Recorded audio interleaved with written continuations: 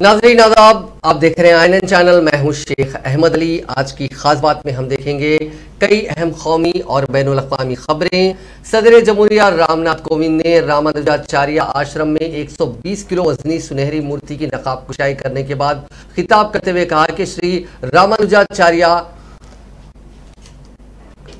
उन्होंने कई लोगों में इक्वालिटी का दर्ज दिया था, लोगों में यकसानियत का दर्ज दिया था। उन्होंने कहा कि उनके मुजस्समे की नकाब कुशाई करना उनकी खुशनसीबी है। इससे पहले जब सदर जमहूरिया हैदराबाद पहुंचे तो उनका एयरपोर्ट पर वज़ीर आला चंद्रशेखर राव, गवर्नर तमिलिसाई सौंदरराजन और दीगर कायदीन ने उन्हें उनका पुरजोश इस्तकबाल किया। उसके बाद सदर जमहूरिया ने शामिरपेट में वाक़े आश्रम पहुंचकर इस मूर्ति की नकाब कुशाई की।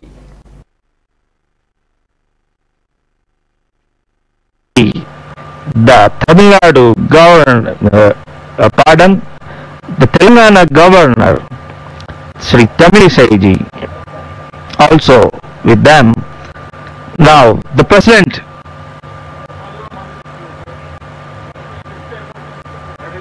gone over there to the 120 kg golden deity.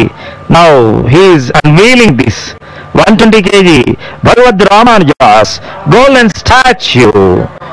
We are blessed to see this wonderful moment. We can see the beautiful smile of the Bhagavad Ramanuja. We can feel the bliss of Bhagavad Ramanuja. How beautiful this golden deity is. We can see Swamiji is elaborately explaining the thought of equality, the spirit of equality, and the reason to establish this Ramanujacharya की भव्य समता मूर्ति का लोकार्पण किया था। मेरी मान्यता है कि श्री रामानुज स्वामी जी की प्रतिमा से पवित्र इस क्षेत्र में 1035 कुंडों के श्री लक्ष्मी नारायण महायज्ञ तथा श्री 108 मंदिरों की प्राण प्रतिष्ठा से एक विशेष आध्यात्मिक ऊर्जा का सदैव संचार होता रहेगा। यह एक दैवी संयोग है कि इस क्षेत्र का नाम भी श्री रामनगर है। ये कहा जा सकता है कि ये स्थल भक्ति भूमि है, समता भूमि है, विशिष्टाद्वैत दर्शन की भूमि है तथा ये भारत की संस्कार भूमि है। इस क्षेत्र के स्थापित भारत के नवीनतम राज्य तेलंगाना में श्रेष्ठतम सांस्कृतिक उपलब्धियां देखी जा सकती। गोदावरी नदी के आशीर्वाद से सिंचित तेलंगाना की प्रत्येक यात्रा मेरे लिए विशेष महत्व रखती है। लेकिन आज की इस यात्रा के दौरान मुझे देश की आध्यात्मिक व सामाजिक परंपरा के एक महान अध्याय से जुड़ने का सौभाग्य प्राप्त हुआ है। भूयश्च शरदः शतात् अर्थात 100 वर्ष से भी अधिक आयु तक सक्रिय रहने का शुभ संकल्प श्री रामानुज के जीवन में सार्थक हुआ था। 100 वर्षों से भी अधिक अपनी लंबी जीवन यात्रा के दौरान स्वामी जी ने उत्तर प्रदेश में दूसरे मरहले की पोलिंग 14 फरवरी यानी पीर के रोज यानी कल होगी। इसके लिए तमाम तर तैयारियां मुकम्मल कर ली गई हैं। इस मरहले में 9 अजला की 55 असेंबली सीटों पर वोटिंग होगी। इस दौरान मरकजी फोर्सेस और पुलिस की इजाफी चौकसी के अलावा सोशल मीडिया की 24 घंटे निगरानी की जाएगी। इस दौरान 8 हिस्सास असेंबली हलकों बिजनौर, संभल और सहारनपुर पर खुसूसी तवज्जो दी जाएगी। सियासी जमातों के दरमियान बज़ाहिर दुश्मनी, जराइम पेशा अफराद की मौजूदगी, फिरकावाराना और जात पात के तनाव की सूरत में किसी हल्के को हिसास करार दिया जाता है। पोलिंग के दौरान हिस्सास हलकों बिजनौर में नगीना धामपुर और बिजनौर सहारनपुर में देवबंद, रामपुर, मनिहारन और गंगोहा हलकों और संभल और इसमोली को हिसार पर खास तवज्जो रखी जाएगी। Additional DG law and order Prashant Kumar ने कहा कि 8 हलकों के तमाम पोलिंग स्टेशनों पर इजाफी फोर्सेस तैनात की जाएगी, जबकि सोशल मीडिया सेल फर्जी मालूमात और इश्तियाल अंगेज पोस्ट पर नजर रखेगा। एडीजी ने मजीद कहा कि समाज दुश्मन अनासिर पर नजर रखने के लिए सी प्लान स्मार्टफोन एप्लीकेशन का भी इस्तेमाल किया जाएगा, जिसके जरिए हर गांव के 10 चुनिंदा लोगों को डीजीपी कंट्रोल रूम से जोड़ा जाएगा। मरकजी वज़ीर दाखिला अमित शाह ने आज कहा कि पंजाब में तब्दीली मजहब एक बड़ा मसला है। अमित शाह एक इंतखाबी रैली से खिताब कर रहे थे। उन्होंने कहा कि वज़ीर आज़म नरेंद्र मोदी सिख गुरुओं की सरजमीन पंजाब समेत मुल्क की तरक्की के लिए पुरअज़्म है। अमित शाह ने कहा कि मोदी हुकूमत थी जिसने करतारपुर कॉरिडोर को खोला। उन्होंने कहा कि पंजाब में मंशियात का कारोबार एक बड़ा मसला है और अगर बीजेपी रियासत में बरसरे इख्तियार आई तो उसे खत्म कर देगी। 2020 और 2021 ये 2 साल में देश भर में 10-10 साल से ज्यादा नारकोटिक और ड्रग्स पकड़ने का काम भारतीय जनता पार्टी की नरेंद्र मोदी सरकार ने किया। हमारे घोषणा पत्र में हमने कहा है कि अगर एनडीए की सरकार बनती है तो हर जिले पर नारकोटिक्स कंट्रोल सेल बनाएंगे। और मैं कहकर जाता हूं, भाइयों बहनों, भारतीय जनता पार्टी की एनडीए की सरकार बनते ही लुधियाना, अमृतसर, पटियाला और जालंधर ये चारों शहरों में नारकोटिक्स कंट्रोल ब्यूरो की फुल फ्लेज ब्रांच खोलने का काम केंद्र की सरकार करेगी। मित्रों, नशे को जो हमारी आने वाली नस्ल को बर्बाद कर देता है, युवाओं को जीने का होश उड़ा देता है, उनके शरीर को बर्बाद करता है, उनके मन को परेशान कर देता है। ये नशे को पंजाब की भूमि पर से विदाई देने का एक समय आ गया है। और अगर ये कोई कर सकता है तो केवल और केवल नरेंद्र मोदी जी कर सकते हैं। यहां भी एनडीए की सरकार, वहां भी एनडीए की सरकार और नशा पंजाब के बाहर। ये बात आज मैं पंजाब की जनता को करने आया हूं।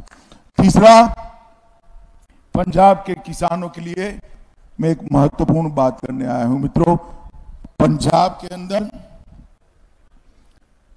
किसानों के लिए ढेर सारी बातें सभी लोग करते हैं, मगर मैं ये बात करने आया हूं, पंजाब की भूमि को अब फर्टिलाइजर से संरक्षण देने की समय आ गया है। पंजाब के अंदर कांग्रेस जनरल सेक्रेटरी प्रियंका गांधी ने पंजाब के कोटकपूरा में आम आदमी पार्टी पर बड़ा हमला किया। जलसे आम से खिताब करते हुए प्रियंका गांधी ने कहा कि आम आदमी पार्टी कहां से उभरी है, वो आरएसएस से निकली है। कांग्रेस जनरल सेक्रेटरी ने कहा कि आम आदमी पार्टी के लीडर खुद कहते हैं कि हम बीजेपी से बड़े बीजेपी है। कोटकपूरा में नवी सोच नवा पंजाब रैली से खिताब करते हुए प्रियंका गांधी ने आम आदमी पार्टी पर सख्त तनकीद की। केजरीवाल हुकूमत पर निशाना लगाते हुए उन्होंने कहा कि दिल्ली में तालीमी और सेहत के इदारों के नाम पर कुछ नहीं है। सियासी जमातों और उनके कायदीन के बारे में हकीकत जानना जरूरी है।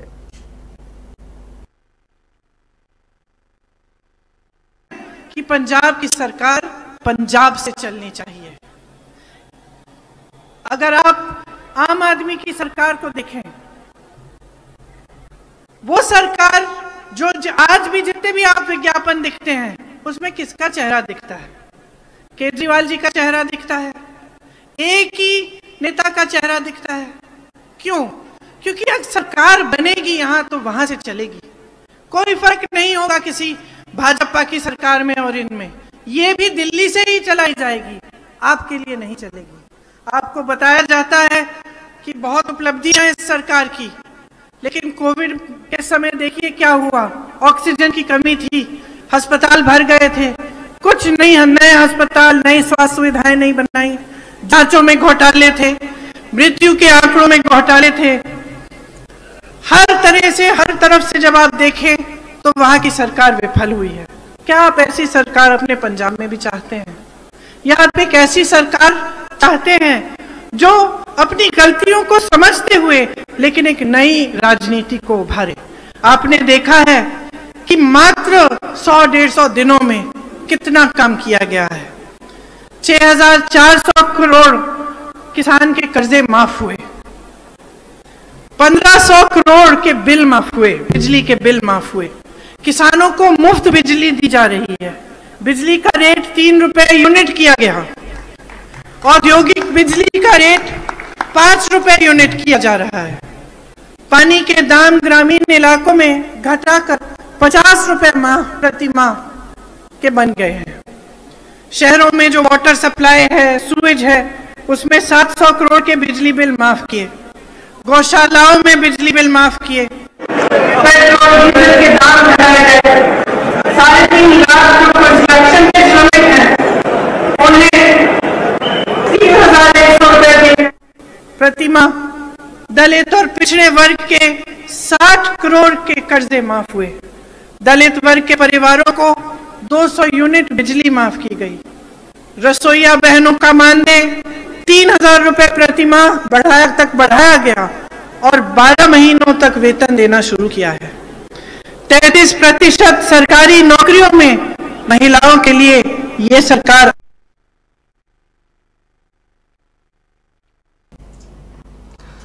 पंजाब कांग्रेस में चल रहे तनाज़े थमने का नाम नहीं ले रहे हैं। मौजूदा सीएम चरणजीत सिंह चन्नी को ही 6 फरवरी को दोबारा पार्टी का वजीर आला का चेहरा डिक्लेयर करने के बाद से नवजोत सिंह सिद्धू नाराज चल रहे हैं। सिद्धू का गुस्सा या नाराजगी इतवार के रोज धुरी में कांग्रेस जनरल सेक्रेटरी प्रियंका गांधी की रैली में भी सामने आई। धुरी में कांग्रेस उम्मीदवार दलबीर सिंह गोल्डी की रैली में सिद्धू ने तकरीर करने से इनकार कर दिया। स्टेज से नाम पुकारने के बाद सिद्धू उठे, हाथ जोड़े और चन्नी की जानिब इशारा करके बोले, इन्हें बुलाओ।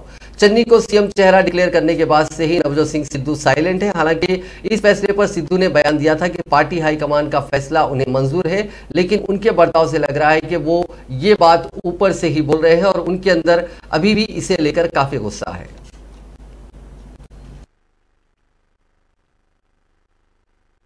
बब्बर शेर थोड़े विचारे है, नवजोत तेरी सोच ते, सिद्धू तेरी सोच ते, जिन्ना दी थोनू बहुत बेसब्री तो इंतजार सी।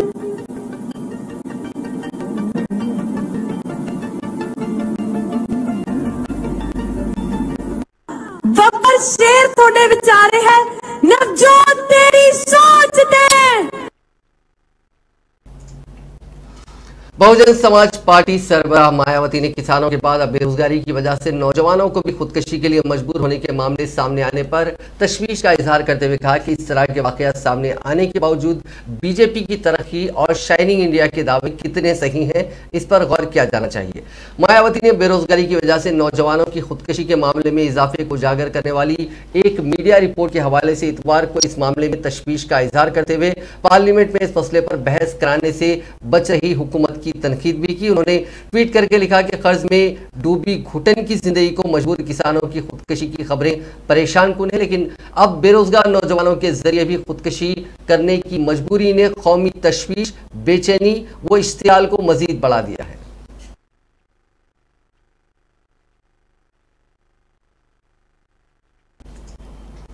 समाजवादी पार्टी सरबराह अखिलेश यादव ने आज हाथरस में एक इंतखाबी जलसे को खिताब किया। उन्होंने कहा कि मोदी और योगी हुकूमत अवाम के मसाइल हल करने में नाकाम रही है और बीजेपी झूठे दावों और झूठे वादों के सहारे इंतखाबात जीतने के ख्वाब देख रही है। अगर 5 साल में भी उन्होंने बिजली के कारखाने का नाम बताया हो तो बता दो। यही बगल में सिकंदराबाद, ये हमारा हरदुआगंज में लगा है बिजली का कारखाना।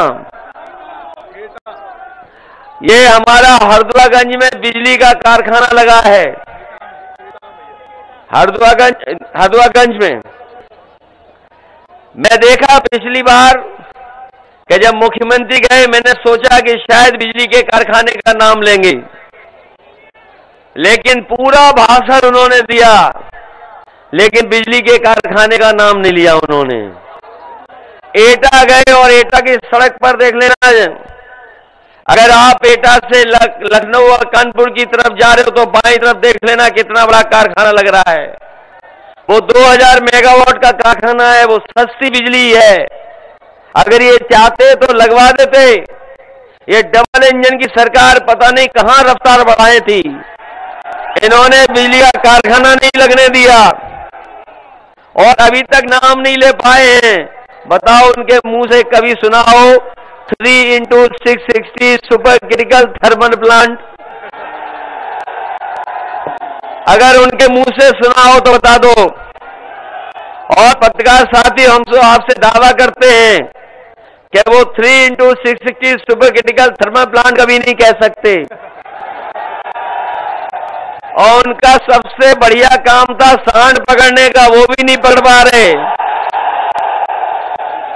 बताओ, सांड खुले घूम रहे हैं, किसानों को बर्बाद किया है।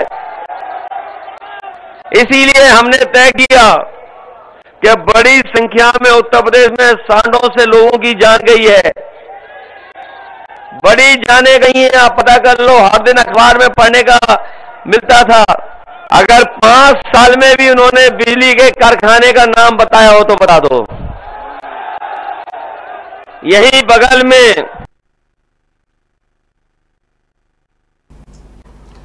कांग्रेस पार्टी ने इतवार को दावा किया कि मरकज में भारतीय जनता पार्टी की क़यादत वाली हुकूमत में अब तक 5,35,000 करोड़ के बैंक फ्रॉड हुए हैं। कांग्रेस के साबिक सदर और रुकने पार्लियामेंट राहुल गांधी ने एक ट्वीट में मरकजी हुकूमत पर तनकीद करते हुए कहा कि मोदी दौरे हुकूमत में अब तक 5,35,000 करोड़ रुपए का बैंक धोखाधड़ी हुई। लूटमार और धोखाधड़ी के ये दिन सिर्फ मोदी के दोस्तों के लिए अच्छे दिन हैं।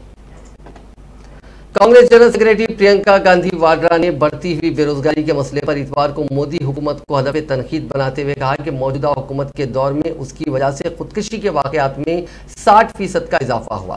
प्रियंका गांधी ने अपने ट्वीट में कहा कि गुज़िश्ता 6 वर्षों में बेरोजगारी की वजह से खुदकुशी के वाकयात में 60% का इजाफा हुआ। 2018 और 2020 के दरमियान बेरोजगारी की वजह से रोजाना औसतन 12 अफराद ने खुदकुशी की। उन्होंने वज़ीर आज़म से सवाल किया कि आप कब तक असल मसाइल को दरकिनार करेंगे? बेरोजगार नौजवान मुश्किल में हैं, असल मसले पर बात करें।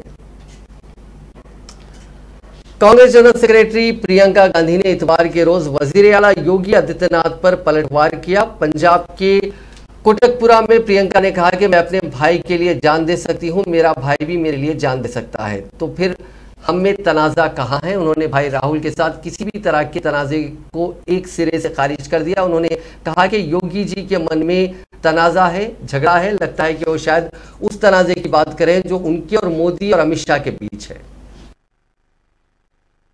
योगी आदित्यनाथ ने एक बार फिर एक निजी हमला किया है गांधी फैमिली पर, और इस बार उन्होंने कहा है कि भाई बहन के आपसी विवाद और वर्चस्व के कारण कांग्रेस डूब जाएगी। क्या रिएक्शन है आपका? रिएक्शन है कि मैं अपने भाई के लिए अपनी जान दे दूंगी और मेरा भाई भी मेरे लिए अपनी जान दे देगा, तो विवाद कौन सा? योगी जी के मन में विवाद है, लगता है भाजपा में जो विवाद है उसकी वजह से कह रहे हैं, जो उनके बीच और मोदी जी और अमित शाह जी के बीच में विवाद चल रहा है।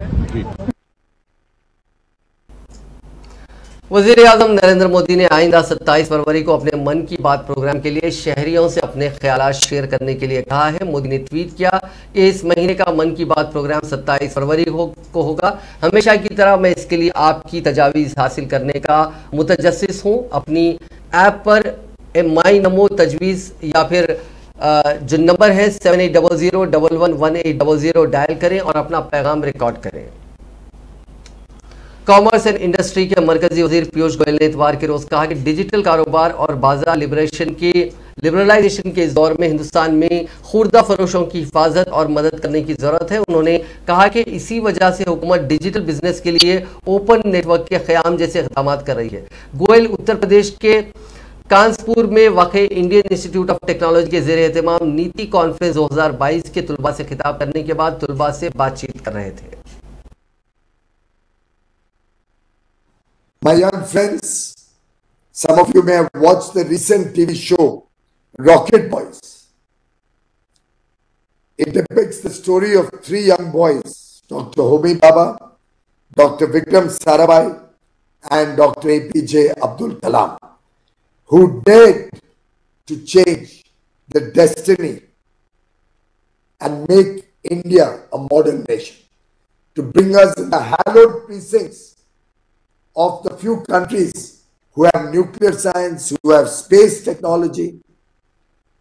They had the vision to change India and give India a global position, both in atomic energy and in space technology.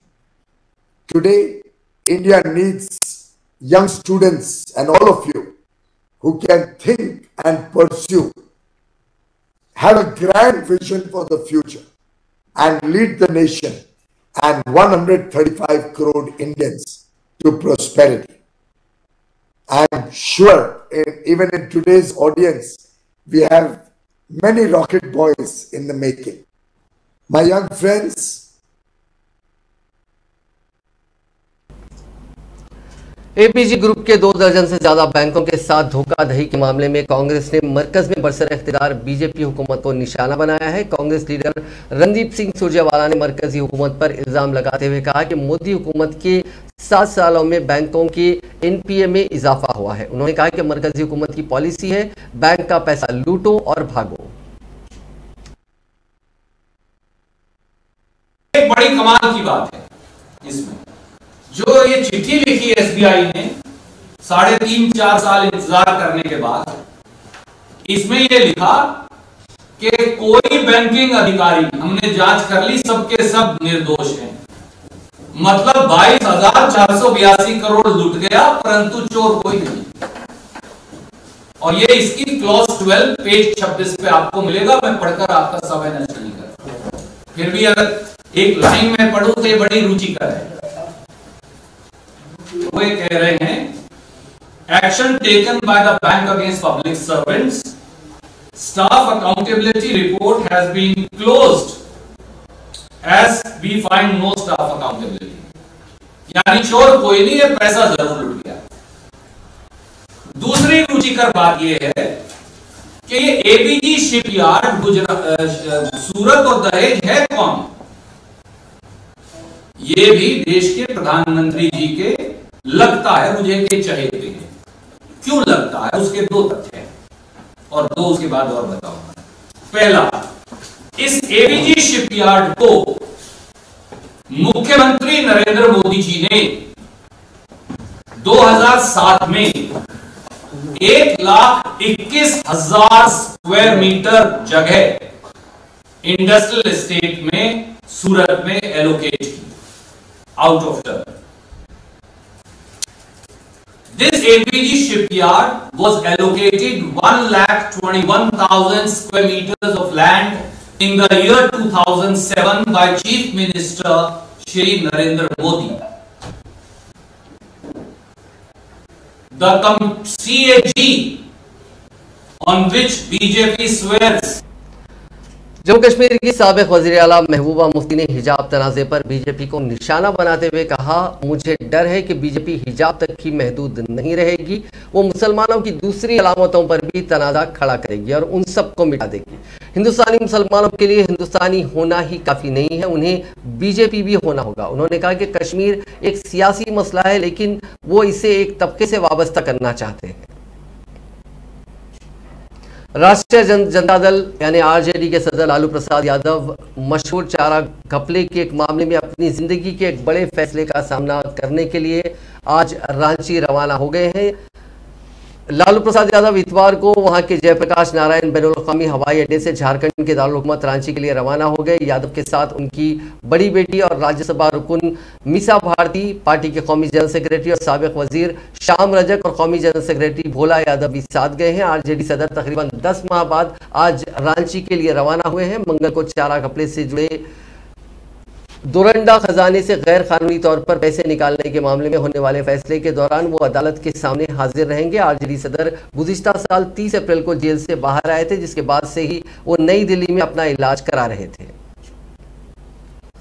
जमीन के मुशाहिदाती सैटेलाइट EOS-04 और दीगर 2 छोटे सैटेलाइट्स को आंध्र प्रदेश के श्रीहरिकोटा से छोड़े जाने के सिलसिले में 25 घंटे और 30 मिनट की उल्टी गिनती का आगाज हो गया है। ये सैटेलाइट कल सुबह छोड़े जाएंगे। इसरो ने कहा कि इन सैटेलाइट्स को छोड़े जाने के लिए मजाज बोर्ड की जानिब से मंजूरी के बाद ही इसकी उल्टी गिनती का आगाज किया गया है। उल्टी गिनती का अमल तकरीबन 25 घंटे और 30 मिनट तक जारी रहेगा। नए साल में पहले और इसरो के नए सदरनशीन एस सोमनाथ की क़यादत में इस पहले मिशन में 44.4 मीटर ऊंची 4 मरहलों वाली खलाई गाड़ियां 1710 किलोग्राम EOS-04 और सैटेलाइट्स को सुबह 5:59 पर पहले लॉन्च पैड के जरिए छोड़ा जाएगा। इसको छोड़े जाने के बाद EOS-04 खलाई गाड़ी से अलहदा हो जाएंगी। तकरीबन 100 सेकंड्स बाद 2 माउन मुसाफिर सैटेलाइट्स अलहदा हो जाएंगे और मदार में दाखिल होंगे। जराये ने कहा कि 2 छोटे सैटेलाइट्स में एक तुलबा का भी सैटेलाइट है। ये satellite Indian institute of space and science technology के तुलबा की जानिब से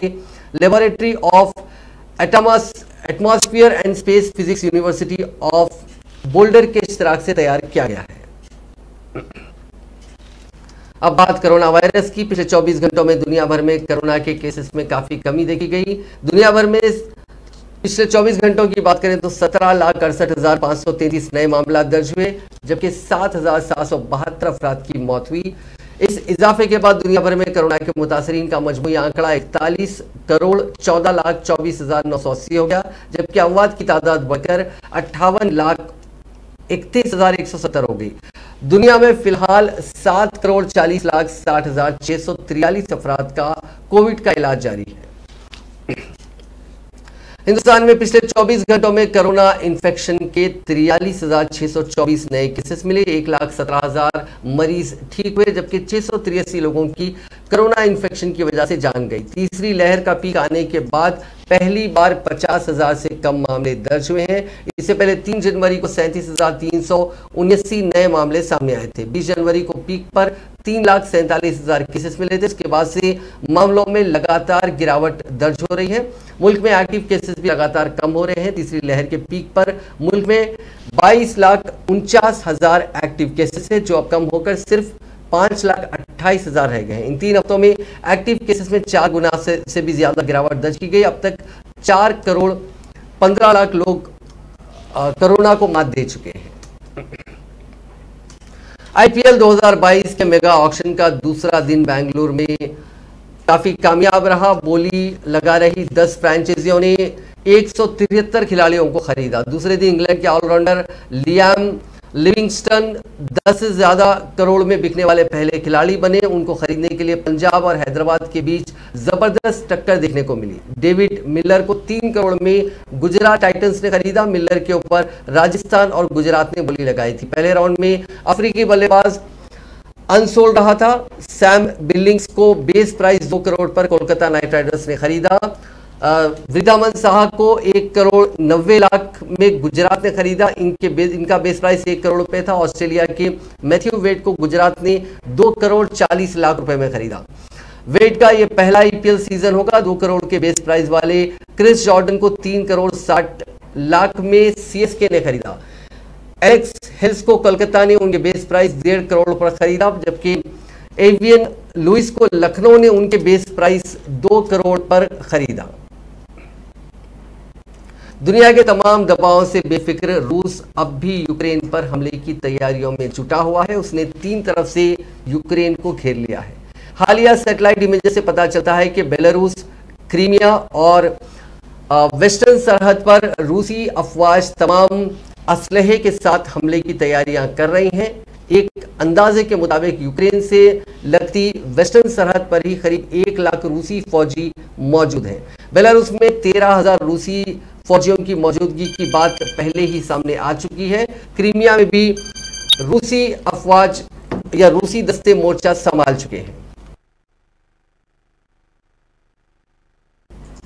रूस यूक्रेन कशीदगी पर अमेरिकी सदर जो बाइडेन ने रूसी हममनसब व्लादिमीर पुतिन से टेलीफोनिक रब्ता किया। मीडिया रिपोर्ट्स के मुताबिक सदर बाइडेन ने रूसी सदर से गुफ्तगू में कहा कि रूस ने यूक्रेन में दरअंदाजी की तो उसे फैसलाकुन रद्द अमल का सामना होगा। उन्होंने मजीद कहा कि अमेरिका सिफारतकारी और दीगर मंजरनामों के लिए तैयार है। रूसी जारहियत से बड़े पैमाने पर मुश्किलात होंगी।